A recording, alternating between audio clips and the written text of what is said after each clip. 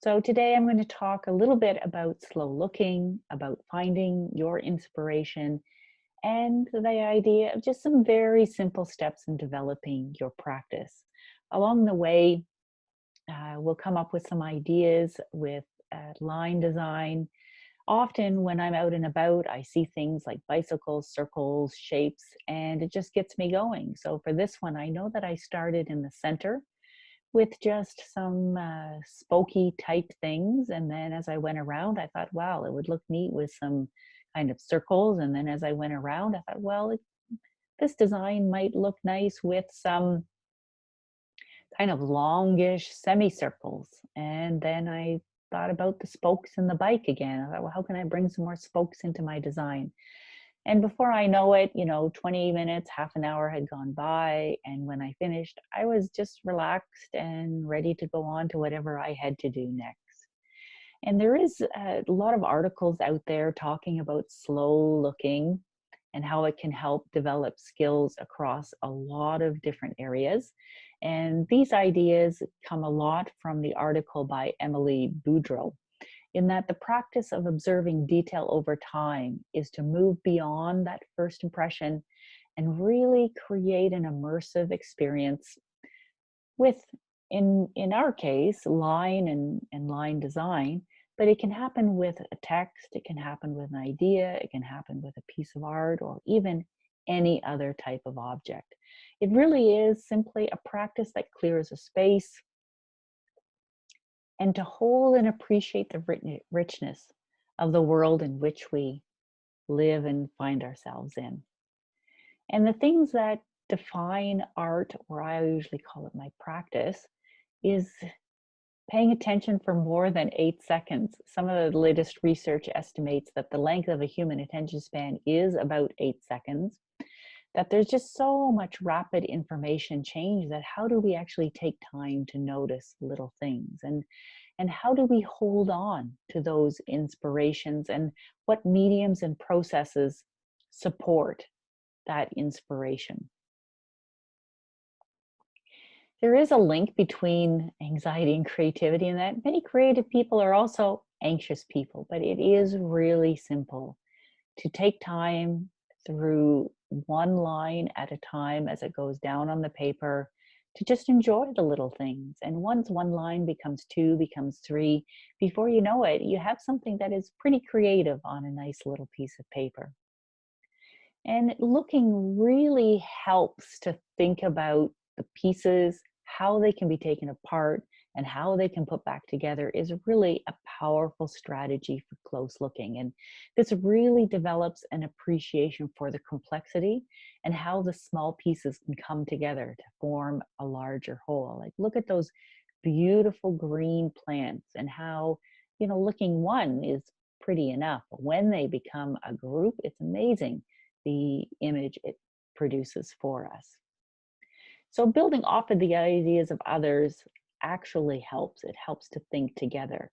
It's powerful when it's done in groups. It builds on the excitement that often gets generated. And members of the community will share something that will spark new thinking or bring eyes to something other people may not have picked up on originally. And so I've done a lot of workshops online and face to face, and it really does happen that doing this practice together is better than doing it alone. There's opportunities to finding more and more things to notice. It's noticing what strikes you as obvious, your first impression, what's hidden, what other things can you discover.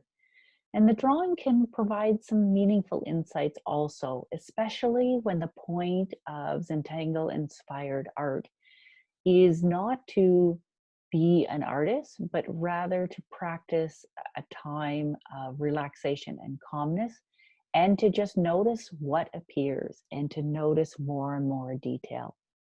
And so developing this artistic voice just requires, I wouldn't even say discipline, I just would say time.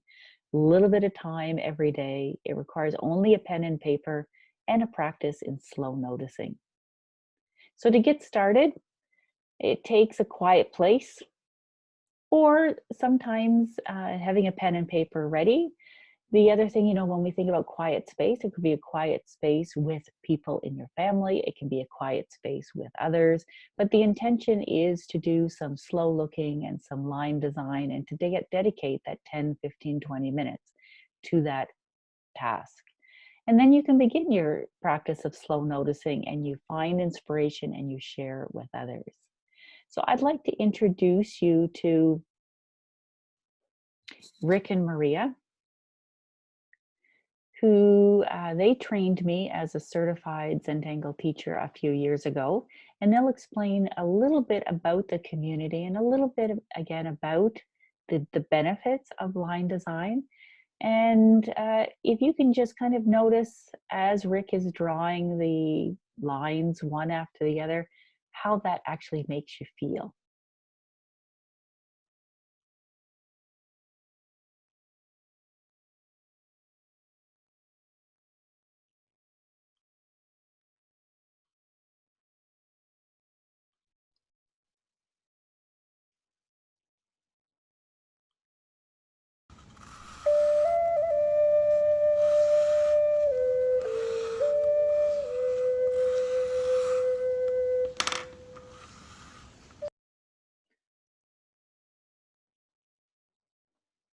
And let me just go back and get that one more time.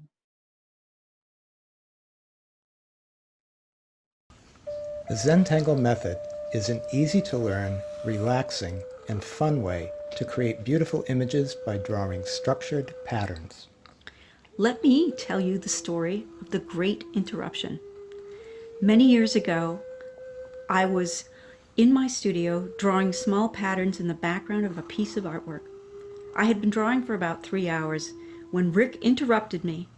I awoke out of a reverie so beautiful I did not want it to stop.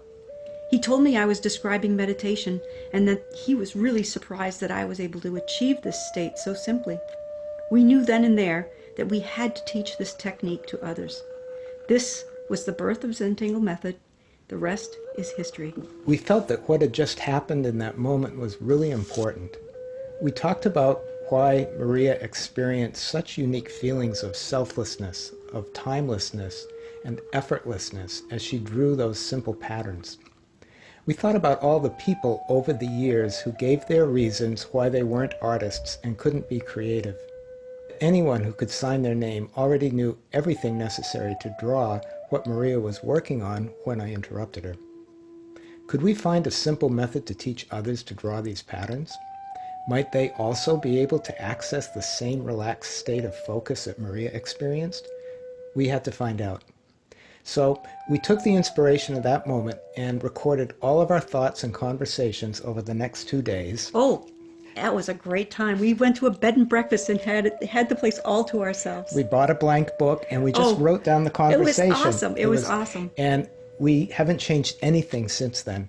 So after that, we just began to share the Zentangle method. Our belief that everyone is an artist and that each person benefits from expressing their innate creativity has proven more true than we could have imagined.